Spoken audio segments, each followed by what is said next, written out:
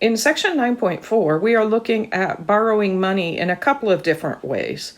The first way we're going to look at it is using credit cards. Credit cards are fine, but they can be dangerous. You have to be careful about how much you use a credit card. Running a balance on a credit card can get to the point where you can't pay it off if you keep adding to that balance. When you use a credit card, the balance is reduced each time you make a payment, as long as that payment that you make is more than the interest that was charged. In order to find the number of fixed payments that would be required to pay off a credit card, you use this formula that's given.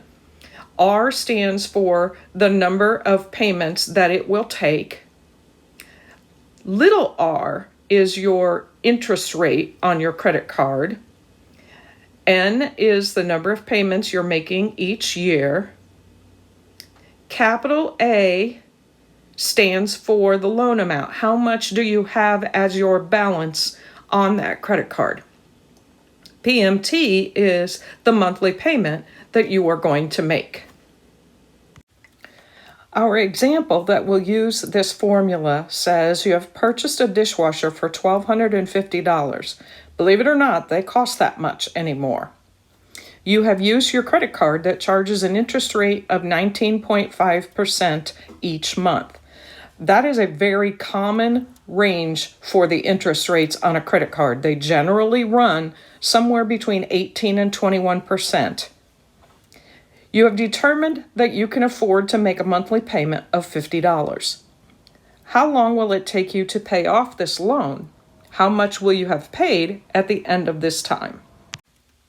To make life easier, figure all the little items within the formula before you start using the formula. Find R over N. R over N will be 0.195 divided by 12. We're making 12 payments a year. Doing that division gives us 0.01625. Now do the A over PMT. Our A, how much did we put on this credit card? Our balance is $1,250. Divided by, how much are we paying each month? 50. Do that division and you get 25. Now let's put everything into the formula. R, the number of payments it will take. We do negative log, open the bracket, 1 minus, we said R over N is 0.01625, and we said A over payment is 25. That closes the top. In the denominator, you will have the log of 1 plus 0.01625. If you do the multiplication in the numerator of 0.01625 times 25, you get 0.00625. So now, in our numerator, we'll have negative log. We're going to do the subtraction of 1 minus 0.40625, and that will give us 0.59375. In the denominator, we have positive log. Do that addition, you will have 1.01625. Putting this in your calculator, you are going to hit your negative key, hit the key that says LOG log on it. It will open a parentheses. So you're going to put in the 0.59375. Close your parentheses to tell your calculator that's the end of the item that you're taking the logarithm of. Then you're going to hit divided by. Then you're going to hit your LOG key again, 1.01625. Close your parentheses, hit your equals, and you should get 32.3397. Now remember, how often are we making payments here? This is months. If you look at this, that 32nd payment is not going to finish it off. You're going to have a little bit left because of this 0.3 part. So that means that it's going to take 33 months to pay this off. Almost 3 years. Let's answer the second question. The second question said, how much will you have paid?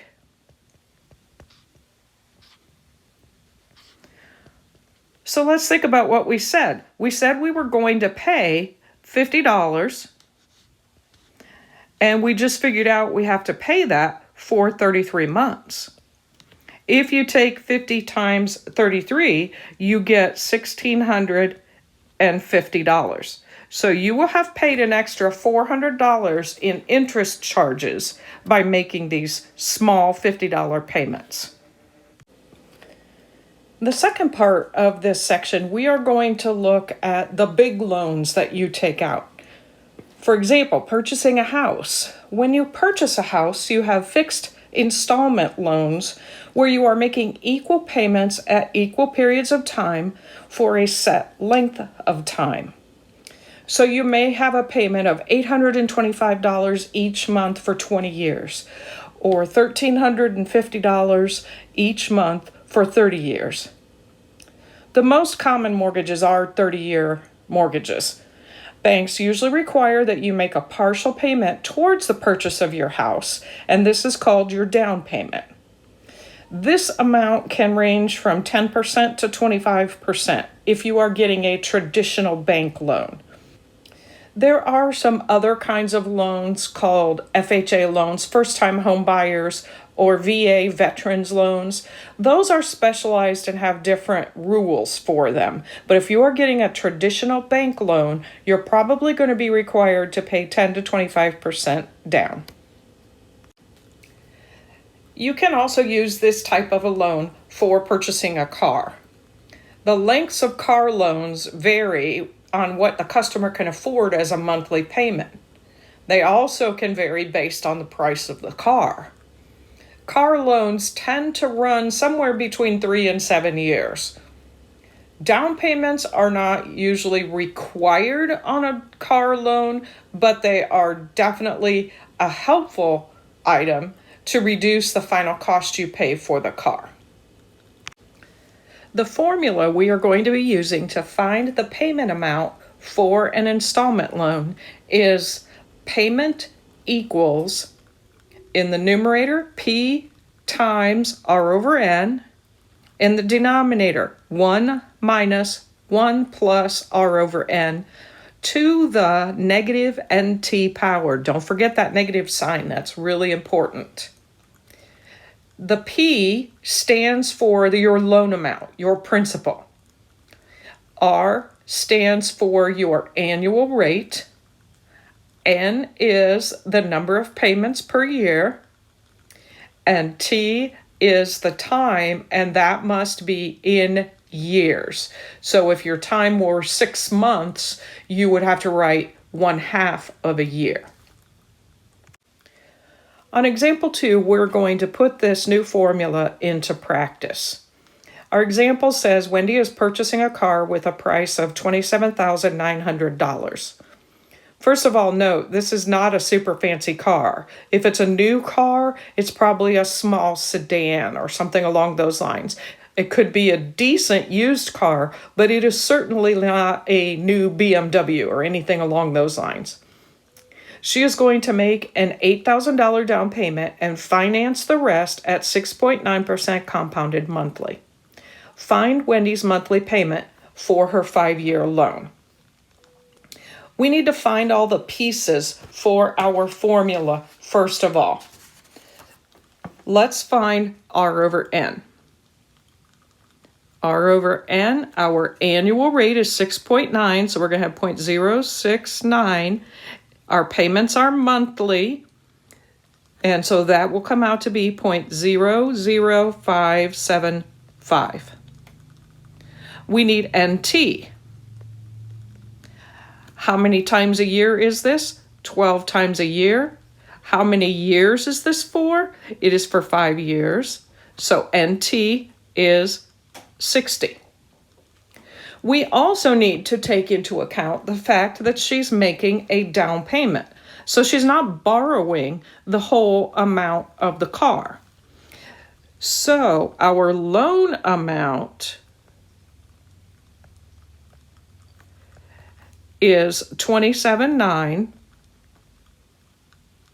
minus the $8,000 she's giving them in cash. This gives us a loan amount of $19,900. The loan amount in the formula is P. We're going to put all of this information into our formula now. So payment equals P, 19,900, times R over N, we said was 0.00575. Put that over 1 minus 1.00575 to the negative 60. If you put the denominator in that set of brackets, it makes your calculator work much, much easier. So on your calculator, you are going to do 19,900 times 0.00575 divided by, now in calculator, you may or may not have the bracket, so use your parentheses. Put in the whole thing for the denominator, 1 minus 1.00575 to the negative 60, close your parentheses, and then hit your equals. In doing all that, you should get a monthly payment of $393.11. If that payment is too high, you can't afford that much of a payment, you might need to stretch your loan out for a longer term. You might need to save a little bit more, have a bigger down payment. You can also look for a lower rate, and that will make a big difference.